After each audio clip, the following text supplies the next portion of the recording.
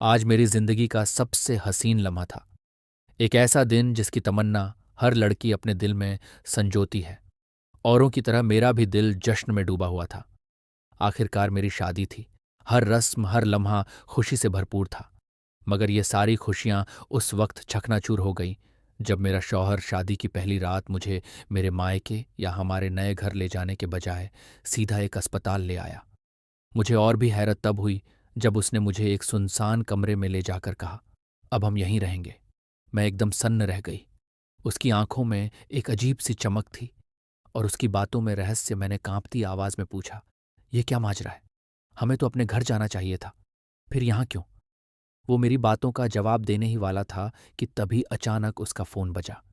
एक अजीब सी झुंझुलाहट के साथ वो बिना कुछ कहे कमरे से बाहर निकल गया। मेरे दिल की धड़कन तेज हो गई। घबराहट के मारे मैं भी दबे पांव उसके पीछे चल पड़ी। दरवाजे के पास पहुंचकर जैसे ही उसके शब्द मेरे कानों तक पहुंचे, मेरा पूरा जिस्म सिहर उठा। वो बेहद धीमे लेकिन सख्त लहजे में किसी से कह रहा था, मैं इसे सीधा अस्पताल ले आया हूं।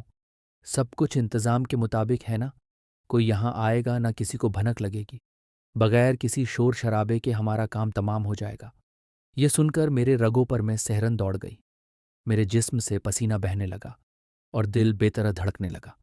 वो जैसे ही पलटा, मुझे देखकर चौंक गया और हड़बड़ी में बोला, तुम यहां क्या कर रही हो? उसके इस तरह पूछने से मैं फौरन होश में आई। फिर जबरदस्ती मुस्कुराकर कहने लगी, बस यूं ही आपके पीछे चली आई। मेरा जवाब सुनते ही मेरा शौहर मुझे शक की नजरों से देखने लगा। शायद वो इस बात का यकीन दहानी कर रहा था कि मैंने कुछ सुना तो नहीं, मगर वो मेरे चेहरे की नॉर्मल सूरत को देखकर वो नॉर्मल हो गया। और फिर उसने मेरा हाथ थामा और मुझे कमरे के अंदर ले गया। कमरे का माहौल देखकर मेरे होश उड़ गए, क्योंकि कमरा अस्पताल के बिल्कुल वार्ड जैसे था। बेड पर बैठा दिया और मुझे खाना खिलाने लगा। मैंने खुद को संभालते हुए खामोशी से खाना खाना शुरू किया, मगर दिल में हजार सवाल थे। वो कुछ देर बाद बाहर चला गया और जब लौटा, उसके हाथ में एक डिब्बा था। वो मेरे करीब आया, मेरे हाथों को थाम लिया और धीमे से कहा, आज तुम मुझे वो देने जा रही हो जिसकी ख्वाहिश मुझे पिछले 3 साल से है। उसकी आंखों की चमक डरावनी थी और उसके लफ्ज़ों की गर्मी मेरे वजूद को झुलसा रही थी। अचानक उसने उस डिब्बे से एक इंजेक्शन निकाला और मुझे लगाने की कोशिश की। मैं कुछ समझ पाती उससे पहले ही उसने मेरे बैक साइड में सुई चुभो दी। मेरी आंखों के आगे अंधेरा छा गया। मेरा सिर चकराने लगा। मेरे कुछ भी पूछने या कहने से पहले ही मैं बेहोश हो गई, बेड पर लुढ़क गई और फिर सब कुछ खामोश हो गया। जब होश आया तो मेरा सर फटा जा रहा था। जिस्म में अजीब सी टूटन और कमजोरी थी। मैंने हिम्मत करके उठने की कोशिश की और जैसे ही मेरी नज़र अपने जिस्म पर पड़ी तो मेरी रूह कांप गई। रात को जो मैंने कपड़े पहने थे वह गायब थे और एक सादा सूट मेरे जिस्म से चिपका हुआ था। ये देखते ही मेरा वजूद कांपने लगा। कई तरह के सोच मेरे जहन में उभरने लगी। बहुत कुछ गलत होने का एहसास मुझे शिद्दत से हो रहा था। घबराते हुए कमरे के चारों ओर नज़र दौड़ाई। मेरा शौहर तो कहीं नज़र नहीं आया, मगर मेरी नज़र एक औरत पर पड़ी जो फर्श पर पोछा लगा रही थी। मैंने हैरत से उसकी तरफ देखा। ये औरत कौन है? ये यहाँ कैसे आई? क्योंकि रात तक तो मैं और मेरे शौहर ही कमरे में थे। वो औरत भी मुझे इस तरह घूर रही थी जैसे मैं कोई अजनबी या गुनहगार हूं। मैंने हिम्मत करते हुए उस औरत से सवाल किया, मेरे कपड़े किसने बदले? मेरा शौहर कहाँ है? और तुम यहाँ क्या कर रही हो? क्या तुम्हें मेरे शौहर ने यहाँ मेरी निगरानी के लिए रखा है? मेरे सवालात सुनते ही वो औरत सकपका गई, लेकिन जल्दी ही अपने लहजे को संभालते हुए बोली, मुझे हुक्म है कि आपसे किसी भी किस्म की कोई गुफ्तगू ना करूं, इसलिए मैं आपके किसी भी सवाल का जवाब देने से कासिर हूं। उसके लहजे में सख्ती थी और आंखों में बेजारी। फिर उसने अपना दुपट्टा ठीक किया, हाथ का इशारा करते हुए कमरे से बाहर निकल गई और मैं वहीं खामोश बैठी उसकी पीठ को जाते हुए देखती रही। अब मेरा सब्र जवाब दे रहा था। दिल बेत परेशान था। आखिर मेरे साथ हो क्या रहा है? वो कौन सा इंजेक्शन था? और मेरा शौहर वो कहाँ गायब हो गया? ये तमाम ख्यालात मेरे जहन में चक्कर काट रहे थे। मेरा दिल मेरा दिमाग सब सुन्न हो चुका था। मैं एक बार फिर बिस्तर पर गिर गई और छत को घूरती रही। 5 मिनट ही गुजरे होंगे कि वही औरत फिर कमरे में दाखिल हुई। इस बार उसके हाथ में खाने की एक प्लेट थी, लेकिन उसके पीछे जो शख्स आया उसे देखकर मेरी जान में जान आई। वो मेरी माँ थी। उन्हें देखते ही मेरी आंखों से आंसू बह निकले। वो धीमी रफ्तार से मेरे पास आई और मुझे जोर से गले से लगा लिया, और फिर वो बेहिसाब रोने लगी। माँ को यूं टूट कर रोते हुए देखना मेरे लिए किसी सदमे से कम न था। मैंने तो उन्हें अभी तक कुछ भी नहीं बताया था, न इंजेक्शन का जिक्र किया, न उस डरावनी रात का, न अपने शौहर की हरकतों का। तो फिर माँ इतनी रो क्यों रही थी? मैंने उनकी आंखों में झांकते हुए पूछा, अम्मा आप कैसे आ गई? उन्होंने मेरी पेशानी चूमते हुए जवाब दिया, दिल बेचैन था, चैन नहीं आ रहा था, इसलिए तुझे देखने चली आई। लेकिन उनका लहजा और उनका चेहरा कुछ छुपा रहा था। मैंने देखा अम्मा के हाथ कांप रहे थे और वो बार बार अपने माथे का पसीना पोंछ रही थी। कल तक तो अम्मा बेहद खुश थीं। मेरी रुखसती के वक्त उन्होंने एक आंसू तक नहीं बहाया था। फिर आज ये बेचैनी क्यों? मैं कुछ और पूछती, उससे पहले ही दरवाज़ा जोर से खुला और मेरा शौहर कमरे में दाखिल हुआ। उसका चेहरा सख्त था, मगर आंखों में कुछ और था। वो तीखी नज़रों से अम्मा की तरफ देखते पूछने लगा, आप यहाँ सुबह ही सुबह क्या लेने आई हैं? अम्मा मेरे शौहर का सवाल सुनते ही घबराए हुए बोली, बस बेटा अपनी बेटी को देखने चली आई थी। मेरे दिमाग में सवालात की एक लड़ी थी जो थमने का नाम ही नहीं ले रही थी। मैं खामोश थी, जैसे कोई तमाशबीन ना। किसी ने मुझसे कुछ कहा, न पूछा कि मैं कैसी हूं। थोड़ी ही देर में अम्मा चली गई और मेरा शौहर दरवाज़ा बंद करके मेरे पास आया। उसने मुझे फिर से खाना खिलाया और कुछ दवाइयाँ दी। मैं थक चुकी थी और शायद उन गोलियों में कुछ था, क्योंकि मेरे देखते ही देखते नींद की एक भारी चादर ने मुझे अपने आगोश में ले लिया। जब मेरी आंख खुली तो कमरे में एक नर्स मौजूद थी। वो मुस्कुराते हुए बोली, जल्दी उठिए सर, किसी भी वक्त आने वाले हैं और उनके आने से पहले आपको तैयार करना है। उसने एक नीले रंग का बैग उठाया और पास रख दिया। फिर उसमें से एक गहरे महरून रंग की लंबी फ्रॉक निकाली और मेरी तरफ बढ़ाते हुए बोली, ये पहन लीजिए ताकि मैं आपको जल्दी से तैयार कर सकूं। मैं अभी तक नींद की गिरफ्त में थी, कुछ समझ ही नहीं पा रही थी। जब मैंने चुपचाप उसे देखा तो वो थोड़ा झुंझुला कर बोली, प्लीज़ जल्दी करें, हमारे पास बहुत कम वक्त है। उसकी बातों, उसके अंदाज और उसकी मौजूदगी ने मेरे सर को फिर चकरा दिया, लेकिन मैं फिर भी खामोश रही। कुछ पूछने की भी हिम्मत नहीं हो रही थी। मैं बस चुपचाप बैठ गई। वो लड़की तेजी से अपने बैग से ब्यूटी बॉक्स निकाल कर लाई और फिर मेरे चेहरे पर मेकअप करने लगी, बिल्कुल उस तरह जैसे किसी दुल्हन को सजाया जाता है। मगर इस बार मैं ना दुल्हन थी, ना यह शादी थी और ना ही यह खुशी का कोई लम्हा। जैसे ही उसने मुझे सजाकर पूरा किया, वह गहरी निगाहों से मुझे देखने लगी। फिर उसने धीरे से एक बड़ा आईना मेरे सामने रखा। मेरी नज़र जब शीशे में अपने से टकराई तो मैं मुस्कुरा उठी, क्योंकि मैं वाकई बहुत खूबसूरत लग रही थी। तुम तो बिल्कुल परी लग रही हो, वो बमुश्किल मुस्कुराई और फिर कमरे से बाहर चली गई। मैं चुपचाप अपने बिस्तर पर बैठी थी कि तकरीबन रात 10 बजे के करीब मेरा शौहर कमरे में दाखिल हुआ। उसने आते ही मुझे धीरे से हिलाया तो मैं झट से उठ बैठी। मुझे देखते ही मुस्कुराने लगा और उसने मेरा हाथ थामा, अपने लबों से लगाया और एक रहस्यमयी अंदाज में बोला, सजिया ने वाकई तुम्हें बहुत प्यारा तैयार किया है। अब तो तुम्हें देखकर मेरे दोस्तों को भी काम करने में बड़ा मजा आएगा। ये अल्फाज सुनते ही मेरे पैरों तले जमीन खिसक गई। मैं हैरत से उसकी तरफ देखती रह गई, मगर वह बस हंसता रहा। तुम्हें मेरी बातों पर ध्यान देने की जरूरत नहीं, मैं तो बस यूं ही बकवास कर रहा था, उसने शरारत से कहा। चलो अब जल्दी से खाना खा लो, क्योंकि फिर तुम्हारे जिस्म को तो बहुत कुछ सहना है ना। मेरे रोंगटे खड़े हो गए। मैं चुपचाप उसके हर हुक्म की तामील करती रही। मेरी हालत एक बेजान कठपुतली जैसी हो गई थी। उसकी हर बात एक नई उलझन पैदा कर रही थी। खाने के बाद वो फिर बाहर चला गया और जब दोबारा आया तो उसके हाथ में वही बॉक्स था जिसमें से इंजेक्शन निकालकर उसने मुझे लगाया था। मैं सोच में पड़ गई, क्या आज फिर वही होगा? क्या वो मुझे फिर बेहोश करेगा? घबराते हुए मैंने उससे पूछ ही लिया, यह आपके हाथ में कैसा इंजेक्शन है? मेरे सवाल पर वो एक पल को सन्न रह गया, फिर जबरन मुस्कुराते हुए बोला, यह मेरी कामयाबी की कुंजी है। उसके लहजे में छिपी वहशत ने मुझे अंदर तक दहला दिया। मैं कांपती आवाज में बोली, मुझे बेहोश करके आपको आखिर मिलेगा क्या? लेकिन उसने कुछ ना कहा और अगले ही पल मैं एक बार फिर होश खो बैठी। अगले दिन तकरीबन 11 बजे मेरी आंख खुली। कमरे में कल वाली औरत मौजूद थी, लेकिन आज उसके साथ मेरा शौहर भी था। मेरे शौहर ने एक काले रंग की पोटली औरत को थमाई और झुंझुलाकर बोला, लो ये रख लो, और अगर किसी से भी कुछ कहने की कोशिश की तो ऐसा अंजाम दूंगा कि जिंदगी भर याद रखोगी। औरत कांपते हुए बोली, नहीं डॉक्टर साहब, मैं किसी को कुछ नहीं कहूंगी। मेरे शौहर ने उसे जाने को इशारा किया और फिर वो भी बाहर निकल गया। उसने दरवाज़ा बंद किया और बाहर से ताला लगा दिया। मैं एक बार फिर उसी महरून फ्रॉक में थी जो अब मेरे जिस्म से चिपक कर सज़ा का एहसास दे रही थी। मेरा बदन हर जगह से दर्द से करारा था, जैसे कोई जख्म हर पल ताज़ा हो रहा हो। आखिर ये सब हो क्या रहा है मेरे साथ? मैं अपने ही ख्यालात में डूबी हुई थी कि दरवाज़ा खुला और मेरा शौहर अंदर दाखिल हुआ। मुझे देखते ही वह मुस्कुराने लगा, लेकिन मुझे उसकी मुस्कुराहट बिल्कुल जहर लग रही थी। मगर मैं खामोश रही, क्योंकि मुझे अपने शौहर का मकसद जानना था। मुझे जानना था कि आखिर हर रात मेरे साथ क्या होता है और हर सुबह मेरा जिस्म दर्द क्यों करता है। आखिर चल क्या रहा है मुझे? ये सब जानने के लिए अपनी माँ की मदद की ज़रूरत थी और दूसरा अपने शौहर का एतमाद जितना था। इसीलिए मैं खामोशी से अपने शौहर की हर बात मानती थी। इसीलिए जैसे ही वह मुस्कुराया, मैंने भी मुस्कुरा दिया।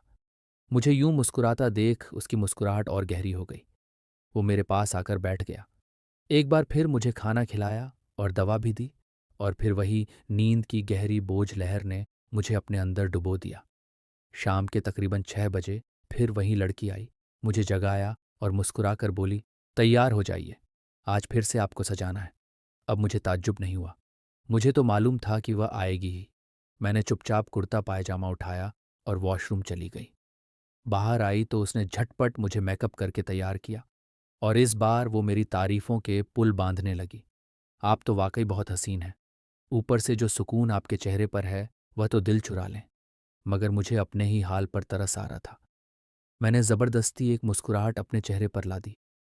वो बोली, देखिए ना, आपकी मुस्कुराहट ने तो मेरी भी रूह को छू लिया। और फिर दरवाजे से मेरा शौहर अंदर दाखिल हुआ। उसकी आंखों में आज भी वही रहस्यमयी गहराई थी जो हर रोज़ मेरे वजूद को थोड़ा और मिटा रही थी। और फिर उसने अपने हाथ में थामा हुआ वही इंजेक्शन वाला बॉक्स साइड टेबल पर रख दिया। अब उसकी तमाम तवज्जो सिर्फ मुझ पर थी। मेरी आंखों में झांकते हुए वो मेरे बेहद करीब आया और मेरे कानों के पास आकर सरगोशी करने लगा। मेरा मकसद सिर्फ कुछ दिनों का फासला है, वो फुसफुसाया। बस उसके बाद मुझे अपनी बरसों की रियासत का ताज मिल जाएगा। मैं वो हासिल कर लूंगा जिसके लिए सालों से तरस रहा हूं। और यह सब मुमकिन हो रहा है सिर्फ तुम्हारी वजह से, इसलिए शुक्रिया। वो मुस्कुराता रहा जैसे कोई शिकारी अपने शिकार से दिल लगा बैठा हो, और मैं बेजान आंखों से उसे बस देखती रही। मेरी खामोशी शायद उसकी जीत थी। फिर उसने मेरा हाथ थामा, मुझे खाना खिलाया और उसी सलीके से इंजेक्शन निकाला। इस दर्द के लिए मुझे माफ़ कर देना, मगर यह बहुत ज़रूरी है। इतना कहकर उसने वो इंजेक्शन मेरी नस में उतार दिया।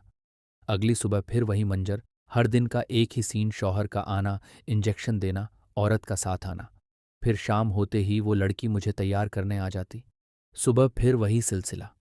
मेरे जिस्म की हर हरकत, हर बात मानो किसी स्क्रिप्ट का हिस्सा हो जिसे मैं बार बार निभा रही थी। जब मैंने यह सब अपनी अम्मी को बताया तो उन्हें ठंडा पसीना आ गया। मेरी बात खत्म होते ही वो बुरी तरह कांपने लगी। जो कुछ भी हो रहा है तुम्हारे भले के लिए है, उन्होंने कहा, और खबरदार अगर किसी से इसका जिक्र भी किया, वरना मुझे कभी मां मत कहना। उनका रवैया मेरे लिए नासूर बन गया। मुझे तो लगा था वो मेरा सहारा बनेंगी, मगर उन्होंने तो साफ इनकार कर दिया। मैं चुप रही, फिर गहरी सांस लेते हुए कहा, ठीक है अम्मा, जैसे आप कहेंगी वैसे ही करूंगी। मगर अब मेरे अंदर बेचैनी की आंधियां चलने लगी थीं। अब मुझे हर हाल में सच जानना था। अम्मा के जाने के बाद मैं चुपके से कमरे से निकली। अस्पताल की गलियों में छुपती छुपाती फार्मेसी पहुंची और ऐसा इंजेक्शन लिया जिसका असर न के बराबर था। वो इंजेक्शन लेकर फौरन वापस कमरे में लौट आई।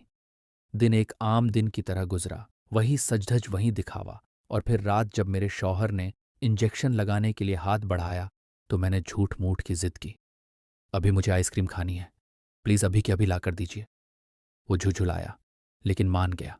वो जैसे ही बाहर गया, मैंने झट से इंजेक्शन अपने इंजेक्शन से बदल दिया। कुछ देर बाद वह आइसक्रीम लेकर आया। मैंने आइसक्रीम खाकर इंजेक्शन लगवा लिए और बेहोश होने का एक्टिंग करने लगी। जैसे ही मेरे शौहर को अंदाज़ा हुआ कि मैं बेहोश हो चुकी हूँ, उसने फ़ौरन फ़ोन करके कुछ लोगों को अंदर बुला लिया और धीरे धीरे मेरे आसपास बहुत से लोग जमा हो गए। इतने लोगों के कदमों की आवाज़ें सुनकर मेरा दिल बैठ जा रहा था। जब मुझसे बर्दाश्त ना हुआ तो मैंने झट से अपने चेहरे से कपड़ा हटाया, और जैसे ही मेरी नज़र सामने गई, मेरी चीख पूरे कमरे में गूंज गई, क्योंकि मैंने देखा कि मेरा नाम फलक है और मेरी उम्र सिर्फ 8 साल थी जब मैं अपने मामा के घर रहने आ गई थी। मेरे बाप का पहले ही इंतकाल हो चुका था। मामा और मामी बहुत अच्छे थे। मुझे बहुत मोहब्बत दी गई। उनकी 2 बेटियां थीं, मगर कभी मुझ में और उनमें फ़र्क नहीं किया। मुझे पढ़ाया गया, प्यार दिया गया। मगर फिर एक दिन मेरी तबीयत बहुत बिगड़ गई। डॉक्टर के पास ले जाया गया। इलाज शुरू हुआ। मैं चंद दिनों में ही ठीक हो गई। मगर वहाँ के सीनियर डॉक्टर को मैं पसंद आ गई और उसने अम्मा से मेरा हाथ मांग लिया। मामा इस निकाह के खिलाफ थे, मगर अम्मा ने हामी भर दी और 2 दिन के अंदर ही मेरा निकाह तय कर दिया गया। शादी के दिन सब खुश थे, मगर मुझे घर ले जाने के बजाय मेरा शौहर मुझे सीधे एक अस्पताल के कमरे में ले आया। मुझे कुछ गलत महसूस होने लगा। वो मुझे हर दिन इंजेक्शन देता रहा, मगर एक दिन मैंने उसका इंजेक्शन बदल दिया। मेरी जोरदार चीख पूरे कमरे में गूंज उठी, क्योंकि मैंने देखा कि कमरे में जगह जगह मशीनें लगी हुई थीं और मेरे बेड के दोनों तरफ 2 नर्सें मास्क पहने अपने हाथ में ब्लेड लिए मेरे ऊपर झुकने को तैयार थीं। मेरा शौहर भी मास्क पहने मेरी तरफ ही आ रहा था। मैं डर के मारे उठ बैठी। मेरी इस तरह की हालत देखकर सब एक दूसरे की तरफ परेशान निगाहों से देखने लगे। तभी मेरे शौहर ने सबको बाहर जाने का इशारा किया। जैसे ही सब कमरे से बाहर निकले, वो मेरे पास आकर बिस्तर पर बैठा, मेरे दोनों हाथ थाम लिए और बड़ी ही रहम भरी नज़रों से मुझे देखने लगा, जबकि मेरा पूरा वजूद अब भी कांप रहा था। मैं सिहरती निगाहों से उसे देख रही थी। उसने मेरी हालत को महसूस करते हुए नरमी से कहा, खौफ ना खाओ, मैं तुम्हारा शौहर हूं, और अब जो कुछ मैं बताने जा रहा हूं उस पर यकीन करना, बस यकीन। फिर वो धीरे धीरे एक ऐसा सच बयां करने लगा जिसने मुझे शर्मिंदगी की गहराइयों में डुबो दिया। उसने कहा, मुझे शादी नहीं करनी थी गिलाब, क्योंकि मुझे लड़कियों में कोई दिलचस्पी नहीं थी। इसलिए मैंने अपना पूरा वक्त अपने काम और हॉस्पिटल को देना शुरू कर दिया। एक दिन यूं ही फेसबुक पर स्क्रॉल कर रहा था कि एक तस्वीर नजर आई और मैं उस तस्वीर का कैदी बन गया। मैंने फौरन उस लड़की को ढूंढने की कोशिश की। इंस्टाग्राम खोला, हर मुमकिन कोशिश की, मगर वो मुझे कहीं ना मिली। घर वालों ने फिर शादी के लिए दबाव बनाया, मगर मैंने साफ इनकार कर दिया। मैंने प्राइवेट अस्पताल में सीनियर डॉक्टर के तौर पर काम शुरू कर दिया। एक दिन किस्मत ने मुझ पर रहम किया। वही लड़की एक मरीज बनकर मेरे सामने आ गई। जांच पड़ताल के बाद मालूम हुआ कि वह लड़की दरअसल शुरू से पाकिस्तान की ही रहने वाली थी। मगर जब मैंने उसकी मेडिकल रिपोर्ट देखी तो दिल रो पड़ा। उसे लीवर कैंसर था और हालत इतनी संगीन थी कि जिंदा रहने के चांस सिर्फ 10% थे। उसे हर वक्त निगरानी में रखना जरूरी था। एक तरफ मैं उससे बेपनाह मोहब्बत करता था, दूसरी तरफ उसकी नाजुक हालत। इसलिए मैंने उससे निकाह कर लिया और अस्पताल की वेबसाइट के एक रूम में उसका इलाज शुरू करवाया। मगर मैंने उससे उसकी बीमारी का जिक्र नहीं किया, क्योंकि अगर उसे सच्चाई पता चलती तो शायद वह जिंदा रहने की उम्मीद ही छोड़ देती। मैं हर शाम उसे सजवाता, हर रात उससे मीठी बातें करता, उसे उलझाए रखता ताकि वह अपनी सेहत के बारे में ना सोचे। उसकी माँ ने भी खामोशी अख्तियार कर ली थी, क्योंकि बेटी की जिंदगी उससे बढ़कर थी। हर रात मैं उसे बेहोश करके अपने बाकी साथियों की मदद से उसका इलाज करता, क्योंकि अगर वह होश में होती तो उसका जिस्म यह सब नहीं सह पाता। और वो लड़की कोई और नहीं, तुम थी। जैसे ही उसने यह हकीकत बयान की, मेरी आंखों से आंसू बहने लगे। शुक्र के आंसू, मोहब्बत के आंसू। जिसने मुझसे इतनी मोहब्बत की, मैंने उसी को कितनी बार गलत समझा। मैंने कांपते हुए अपने दोनों हाथ जोड़े, मगर उसने नरमी से मेरे हाथ नीचे किए और मुझे अपने सीने से लगा लिया। उस लम्हे में मुझे लगा मैं दुनिया की सबसे खुशनसीब लड़की हूं। मैंने उसके सीने से सर उठाकर कहा, चलिए, अब देर मत कीजिए, मुझे बेहोशी का इंजेक्शन दीजिए और मेरा इलाज शुरू कीजिए। मेरी बात सुनकर वह दिल से मुस्कुराया और फिर उसने वह इंजेक्शन लगा दिया। इलाज शुरू हो चुका था। अगर आपको यह अफसाना दिल को छू गया हो तो इस वीडियो को ज़रूर लाइक करें। अल्लाह हाफिज़।